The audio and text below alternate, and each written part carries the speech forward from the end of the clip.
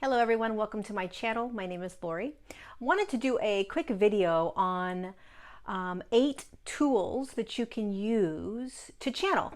So whether you've been channeling before or you've never channeled, I wanted to share 8 ways that you can begin to practice channeling, 8 tools, 8 steps. So first, let me just let you know that how I describe or define channeling is basically just opening yourself up energetically to the energies and frequencies that are around you. Every human being has energies or higher frequency beings around them and supporting them, whether it's their guides, whether it's ascended masters, whether it's their family of light or their galactic family or your star family. Whether it's fairies, dragons, I mean, it can be it can be anything. There's so much support that we have, but they're all vibrating at a higher frequency, which is why we can't see them with our physical eyes, and why most of the time they're not physically in front of us, which is why channeling is so hard. Channeling is just accessing these higher frequencies around us. And we channel very differently. So many of us will channel through writing. Many of us will channel through dance. Many of us will channel through art. Many of us will channel through sound, singing or light language or any sort of tones that come out. Some of us will channel through speaking. So it really depends on what feels most natural to you. And a lot of times you won't know. Sorry, something just was bothering me over there. A lot of times you won't know how you kind of interpret or translate the energies, quote unquote channel, until you begin. So what happens to a lot of us is that we think that there's a specific way that we're supposed to be doing it because we watch everybody else doing it these specific ways, and that may not be what's most natural for you in the beginning. We are all designed to channel. All of us. We are innately designed within us to be able to do this. It's just energy connecting with energy. And as you know, you're an energetic being. You have an energetic field around you, and you have an energetic system. 12 energy systems that run from the top, 5 above, and 7 inside, right? And it's a meridian, and it's a channel. This system that runs inside of you that holds the chakras, the humans call it the chakra, but they're the 7 energy centers inside, 5 energy centers above, is your channel. It's where energy moves and flows. And that's what you're opening up to so that you can tap into and bring the energies in. So I do this all the time, and I wanted to share some simple ways in which you can begin to channel if you haven't already, or if you have been and you want to kind of dive a little bit deeper. Hopefully these 8 tools that I'm going to share will assist you in some way. I'm also doing a masterclass on what's the date? May 9th. I'm doing a 2-hour masterclass going deep into channeling. And it's $29. It's from 10 a.m. to 12 p.m. Pacific. The details to register are down below. And in this channeling class that I'm going to do, I'm going to bring us into, and this is a really important piece of the class that we'll be doing, is a meditation or a guided journey where you will be tapping into the energies around you. And although we don't have a lot of time, we have 2 hours to learn a little bit more about how to access the energies around you and how to bring them in, how to use your imagination to feel them and to access them. So again, that's May 9th from 10 a.m. to 12 p.m. Pacific. If you can't make it live, you can register and receive the recording and do the recording at your own pace when you're free and have the time. Okay, so the tips that I'm going to share, there are 8 tips that I'm going to share, and you can write them down or just listen back. But the first piece to channeling is, if you're beginning, if you're new at this, is step 1. You want to find a quiet place. So you want to be in a place where there's no disruptions, right? The TV isn't on, the radio isn't on. Maybe you're in nature, maybe you're in your house, but just somewhere where it's quiet. And you want to quiet yourself, almost like you're going into a meditation. So that's the first step. You don't want to try channeling just sort of like willy-nilly in the shower or driving your car, things like that. That is something that's very easy to do. Channeling can become something that you're just doing every day. I mean, most of us channel our higher selves, we don't even realize it. And we do that throughout our day. So you're probably already channeling without realizing it. But you want to start and really kind of intend for this practice to begin by finding a quiet place. And I always recommend that you create a ritual around it. So it's the same place. When you're starting a practice, which is a channeling practice, you want to kind of go to the same place and do it the same way over and over again. And the reason you want it to be a practice or a ritual like that that's the same, you repeat it over and over and over, is you train your ego to quiet. So by doing the same thing over and over and over again, your ego knows, oh, I'm sitting here. Oh, I'm lighting that candle. Oh, this is where I start to channel, right? So it's really important to find a place that's quiet that you can go to over and over again, become a ritual, a practice. The second thing that you want to do is after you find that quiet place, a place that you can go to each and every time, you're going to close your eyes, obviously, and settle in. And then you're going to open your crown. Open the seventh energy center. The reason why this is so important is because the seventh energy center is designed to open you to not only the 5 energy centers above you, but it's designed to open you to the energies around you. So what typically happens is many of us have our 7th energy center closed without even realizing it. And we access energies through our energetic field. So it's a totally different experience to access energies from your energetic field as opposed to opening the crown and allowing the energies to come in. Very different. When you are tapping into energies around you from the energetic field, you're just bumping into it. Energies aren't coming into you, you're just bumping into it. It's very safe. It might not feel safe. You may believe they're coming into you, but they're not. You're just bumping, and it's a bumper car, right? And so you're hitting energies, you're walking into rooms and you're feeling people's energies, you're feeling the space. This feels weird, this person's energy feels weird. That's just feeling energy. When you open the crown, you begin to pull in energies and translate them.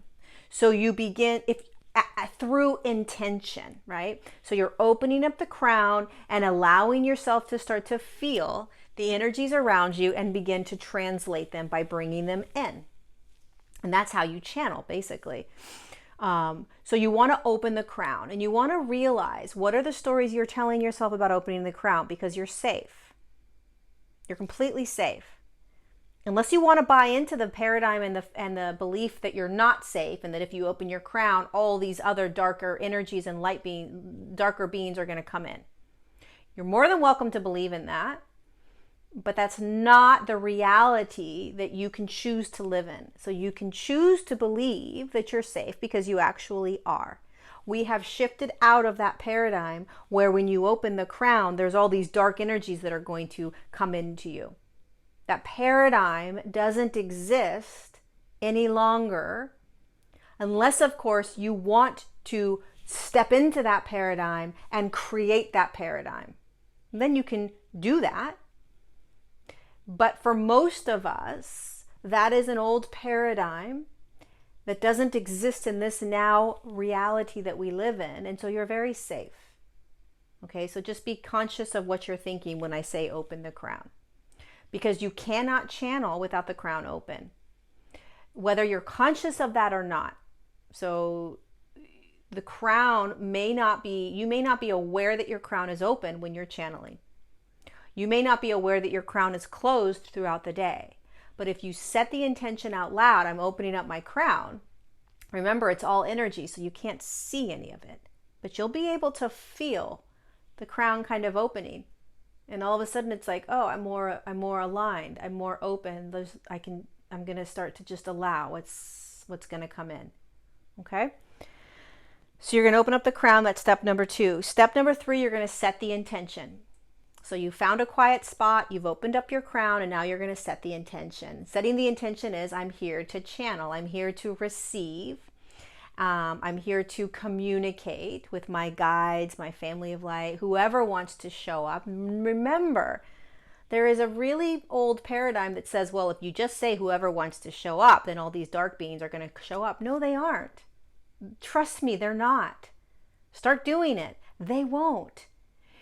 You don't have to say only beings of the highest light or only beings that are for my highest good. You can say that if it feels comfortable for you, but you don't need to. All your guides are around you all the time. They're guiding you and protecting you. So you want to set the intention that you are now sitting here, opening up your crown, ready finally to begin to say hello to the guides and beings that have been walking with you this entire lifetime and all the lifetimes that you've been living. Okay? So you're setting the intention. I'm here to begin to communicate and open myself up to the guides, the family of light, my star family, any beings that want to come in and provide messages, guidance, and information for me. Step number 4, you invite the beings in. So it's almost, they're kind of one and the same, but you want to set the intention first that you're here to receive. And then you want to invite the beings in. I'm inviting in. And if there are specific beings you want to invite in, then you invite them in. I'm inviting in Mother Mary. I'm inviting in Saint Germain. I'm inviting in my star family. Now, remember, they're already there, okay? But by inviting them in, you are consciously recognizing that they are with you, okay? It's the same thing with the crown chakra, right? Your crown may be open, you just may not be aware of it. But when you set the intention of saying, my crown, I'm opening my crown, then you're bringing awareness to the fact that your crown is open. Consciousness creates the reality, right? Where you're conscious, you create that reality. So I'm creating the reality that my crown is open. I'm setting the intention that I'm going to begin to communicate, and I'm inviting in the beings that I want. Okay. Then you start to just be. And this is where it becomes challenging, okay? Because what happens is energy's around you, and then you're going to have the ego come in, okay? And the ego, you can't separate or deny the ego, okay? The more you do this, the easier it becomes, but the ego is going to get loud. And the ego is going to say nothing's happening. The ego is going to say, what are you doing? You can't do this. You don't know how to do this. Nothing's happening. You can't hear anything. You can't see anything. You can't feel anything. That's the ego. And it's just going to be there in the beginning. Eventually it quiets. So what you want to do with the ego is just let it be. Just acknowledge and be conscious that it's the ego. It's not truth. It is an ego that is loud because it doesn't understand this. And it's going to tell you all these stories. Recognize it as the ego and let it just be. Just acknowledge. Sometimes what I'll do, and I did this in the very beginning when I started channeling, is I would put my ego off to the side on the right-hand side or the left-hand side. And I said, ego, just sit right here next to me. I imagined it as an actual human body that looked like me. And I set the ego aside. So just recognize that just because the ego gets loud and just because the ego is there doesn't mean you can't do this. Okay? Step number 6. So we have quiet yourself. Number 1, find a great quiet spot. Number 2, you're going to open up your crown. Number 3, you're going to set the intention. Number 4, you're going to invite the beings in. Number 5, you're going to let the ego just be. Maybe set it aside, but just know the ego is there. Number 6, you are going to start to use your imagination. So you're sitting here, crown is open, you know what you're here to do, right? And you're going to start to allow yourself to, what if you imagined the being, right? So what I teach is, you can direct these beings to move around the room and present themselves energetically somewhere. So when I first started channeling, I would say, okay, I want you to stand directly in front of me. I want to start to feel you energetically. I'm going to put my hands out and I want you to put energy in my hands. So you start to use the imagination and you start to dictate this experience. Just play. right? When we start to use the imagination, that is when we start to tap into our multidimensionality. And when we use the imagination, that is when we access higher dimensions. You have to be able to be okay with using the imagination as a way to access higher frequencies, because that the imagination is what allows you to access these higher frequencies and higher dimensional beings. But because the human thinks, oh, I'm just imagining, this is just my imagination, because we've been programmed to believe that the imagination is not okay, is wrong at a young age, that we are believing that to use the imagination is not good. Wrong. You want to dive into the imagination. The imagination is how you get to dissect energies. What if it was in front of you? By the way, it is, right? The energy is in front of you. So let me play with it. What does it look like? What does it feel like? Does it sound like something? Is it tall? Is it short? Is it a color? Does it have a feeling to it? Is it a masculine energy, a feminine energy? Let me dive into that energy, right? So you use the imagination, you direct the energy somewhere so you know where the energy is. I want you to stand directly in front of me. Great, now I know you're in front of me. I've got control over this, right? And so now I'm going to start to feel you. Now I'm going to start to dissect what it may feel like, what it may look like. And you want to trust what you're feeling. You want to trust what you're seeing. You want to trust what you're hearing. You want to trust it. What are your choices? Your choices to either trust it or not. And if you don't trust it, then what? What if what you're seeing, feeling, hearing, experiencing is actually real? But because you can't hold it tangibly, you're going to not believe it and throw the entire experience out the door just because you can't prove it. Well, guess what? Moving into higher dimensional frequencies, higher states of consciousness, and channeling, tapping into all these higher beings that are around us right now, you'll never have proof of. You'll never have proof of it. Most humans that have had experiences with these beings don't have proof. There's no photos, right? There's no proof. There's no audio of the actual other being speaking. So you have to trust. And you've got to get comfortable using your imagination. The imagination is an absolute gift and the bridge to these higher dimensional frequencies. Okay, so use your imagination, be okay with it, direct them, tell them where to go. Okay, and then dive into the energy. What if? Let's just play. Number 7, you want to use a very soft focus when you're doing this. So what do I mean when I say soft focus? A soft focus is if you focus really hard on something, like for instance, the beings in front of you, right? And if your eyes are closed and you're trying so hard to feel it, I'm trying so hard to see something, right? That's not soft focus. That's a direct, focused, forced experience. When you have a soft focus, your eyes are closed, and you're breathing relaxed, you're just kind of in the space, you're not grasping for anything, you're not trying to force anything, you're not trying to hold anything, you're not trying to make anything happen, you're just present. And you're in a soft focus, which means, okay, I'm going to just pretend that there's a being of light in front of me. What if there was? Just breathe and soften into it. What does it look like? Not being in soft focus is like this. All right, there's a being in front of me. Where is it? I can't see it. How do I get to it? I need to feel it a little bit more. I don't feel anything. Is it right there? Like, okay, I want it to come closer and I can't reach it. What is it supposed to feel like? Am I supposed to feel it in my chest? That's not soft focus, okay? So you want to have a soft focus as you begin to do this. And if you're doing this, I'm giving you the example if you were to just pull them into your space and bring them in front of you. But you can do this writing, right? A soft focus in writing or a soft focus in drawing, right? It's the same thing. You just kind of want to start to write and just let things happen. as opposed to I'm writing and I'm supposed to be listening to something and I don't know what I'm listening to. Am I sure that's what's coming through? It sounds more like my own voice. That's not soft focus, right? That's control, that's ego, that's really trying to push this a certain way. Okay, so you want to practice soft focus. And then number 8, which is extremely, extremely important, is detachment. No expectation and being completely detached.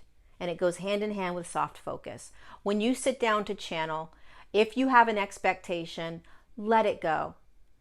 If you're attached to an outcome, let it go, because that attachment and that expectation is going to drive you crazy, especially if you're just beginning. You are not going to be able to reach the caliber that you want to reach when you first start channeling, for many of us. Okay, so we have this expectation of, oh, I'm going to close my eyes, I'm going to call these beings in, and I'm going to see them and feel them and hear them, and it's just going to start to flood through. Do yourself a favor and don't think that. In fact, just think that you're starting out and you're just going to be grateful if you can feel something. The first way we begin to channel is to just feel energy. You know, we have this idea that when you channel, you're supposed to see the being, you're supposed to hear them so well in your mind's eye, you're supposed to just, it's like you're going to be having lunch with them, right? It doesn't happen like that for most of us. You'll never see their actual physicality because they don't exist in physicality. They exist in a higher dimensional field, which is light. And sure, there are beings that will shapeshift down into a lower frequency for a short amount of time for us to see them, but it's very rare and it's not often, and they don't hang out in that space for very long. So what most people see is an aspect of that being that has shifted their vibration down to be in a form for the human to see, but they do not actually exist in that form. They're too high of a frequency. So all the pictures you see and all the descriptions of people talking to you about what these beings look like, that's an aspect of them that they've shifted themselves down into so that we can see them in our third dimensional matrix. But in their reality, they don't look like that. They don't look like that. They also don't have those names. You have to remember, we're in a matrix. And so we create the matrix so that we create our reality so we can understand it, so we can grasp it, so we can make sense of it. There's nothing wrong with that. So if you have this expectation that you're going to close your eyes and begin to channel, and these beings are going to come right in front of you and stand there, and if you can't see them, they're not there. No. They're energy. They're light. You're going to feel it first. Tingling, body kind of movement, heat, cold, flashes maybe of something, right? You may not hear right away. You may not see light right away. Take the expectation off. You know, these beings are doing their best to communicate with us, and we get so frustrated because we have these high expectations. And you're going to say to yourself, but that's not that big of an expectation. I just want to see something. Well, maybe you're not going to see something for a very long time. Are you going to stop channeling because you aren't seeing it? Right? So you want to let go of the expectation. Just be grateful that you're in a physical form, actually remembering how to do this, because you already know how to do this. All of you know how to do this. You're just remembering. And you're in a very dense field that makes it really challenging to tap into it. Okay? So, 8 steps. 1, find the quiet space. 2, open the crown. 3, set your intentions. 4, invite the beings in. 5, let the ego be. Put the ego aside. 6, use your imagination. So direct them somewhere. Again, you can do all of this even if you can't see them, okay? You're playing. Direct them somewhere and start to feel into the energies. What does it feel like? Is it tall? Is it a male? Is it a is it a female? Is it an animal? Is it a light being? Is it an angel? What is it? You'll know. Trust me, the more you do this, you will know. You intuitively know how to read energy, okay? Regardless of what you're going to tell yourself. And you're going to shock yourself. Soft focus is number 7. Recognizing that you're not trying to create, hold, push anything. You're just softly experiencing it. And number 8 is detachment and no expectation. So this is a very brief 8-step process to channeling. Channeling is something that you have to, really allow yourself to practice, and it can be frustrating and challenging for a lot of people, but they're around you and you know how to do it. You just are remembering. So again, I am so excited to do this 2-hour masterclass on May 9th, Thursday, May 9th, from 10 a.m. to 12 p.m. Pacific. It's $29 and you can register below. If you can't make it live, you'll receive the recording, and you can do the recording at any time. You don't have to be here live. The journey that we're going to go on, where you're going to tap into the energies, is just as potent on the recording. So if you can't make it live, it's just as powerful. And if you've done any work with me, you know that when I do these classes, I am calling in so many beings of light to support us, surround us, and we are in a much higher frequency when we all come together.